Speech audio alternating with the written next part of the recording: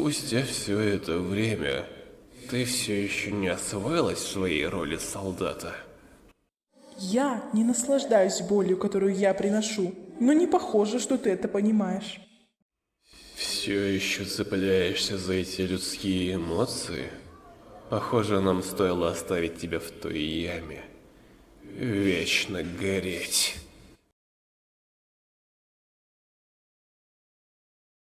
С данными нам дарами это будет очень легко.